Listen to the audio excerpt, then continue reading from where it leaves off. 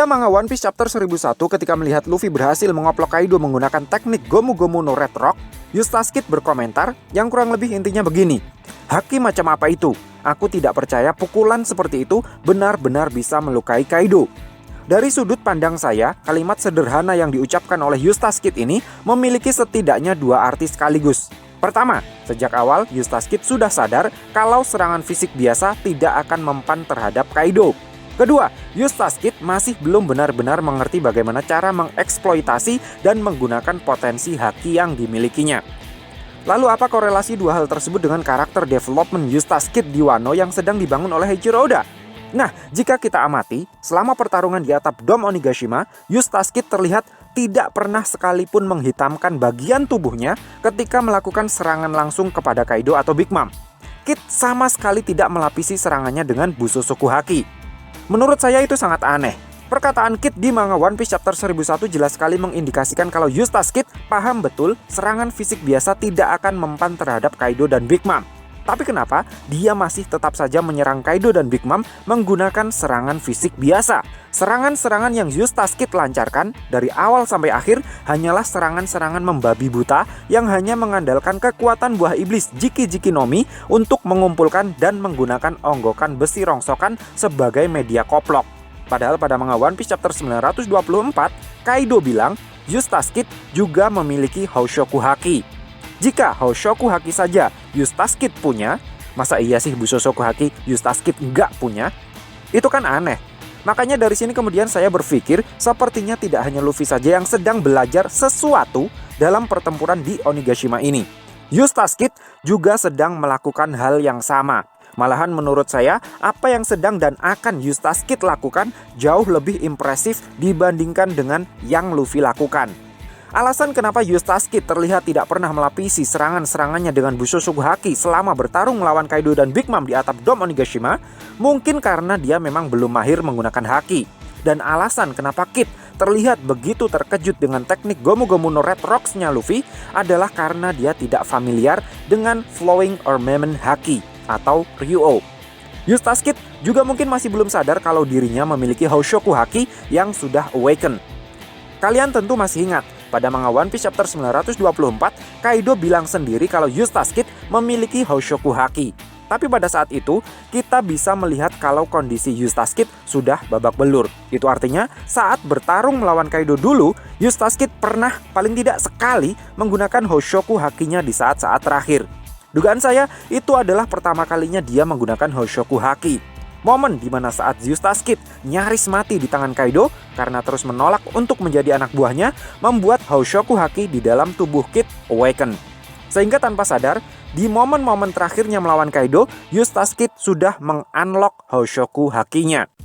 Kid berbeda dengan Luffy yang punya relik dan kakek Hyo yang mengajarinya cara mengaplikasikan haki.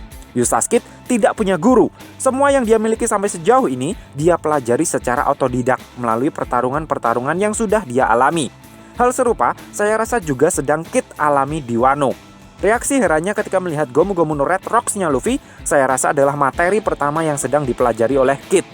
Setelah mengingat, mengamati, menganalisa tekniknya Luffy itu, saya pikir Kid akan juga mampu menguasai Ryuo atau Flowing Armament Haki versinya sendiri saat menghadapi Big Mom nanti.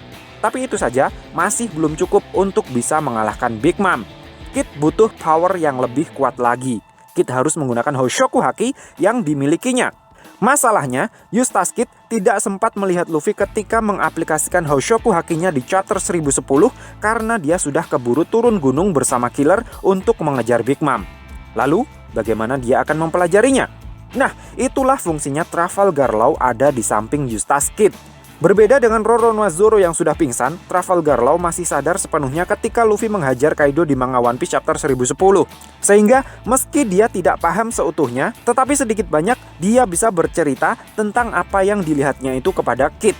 Dari apa yang diceritakan oleh Trafalgar Law inilah kemudian Kid akan mulai melakukan analisa, trial error untuk meniru apa yang bisa Luffy lakukan. Eustass Kid merupakan salah satu rival paling ketat bagi Luffy. Keduanya memiliki cita-cita yang sama, ingin menjadi seorang raja bajak laut. Jadi akan sangat wajar rasanya jika apa yang Luffy bisa lakukan, Eustass Kid ingin bisa melakukannya juga. Rivalitas yang sangat kuat di antara keduanya inilah yang kemudian memotivasi Eustace Kid untuk bisa mengeluarkan seluruh potensi hakinya.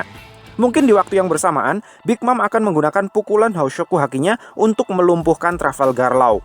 Dengan memadukan informasi dari Trafalgar Law dan melihat langsung prakteknya dari Big Mom, Eustace Kid akhirnya mulai paham bagaimana caranya melapisi serangan-serangannya dengan Hoshoku Haki.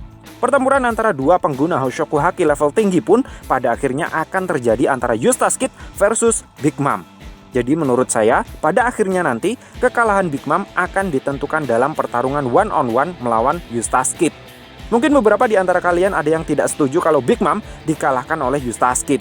Alasannya mungkin karena Luffy pernah bilang kalau suatu saat nanti dia akan mengalahkan Big Mom dengan tangannya sendiri. Sehingga setelah arc Wano selesai, akan ada satu arc lagi yang menjadikan Big Mom sebagai antagonis utama yang kemudian akan dikoplok oleh Luffy. Tapi menurut saya, arc Whole Cake Island sudah cukup menjadi satu-satunya arc di mana Big Mom menjadi antagonis utama. Setelah arc Wano selesai, tidak perlu lagi ada arc Whole Cake Island jilid kedua.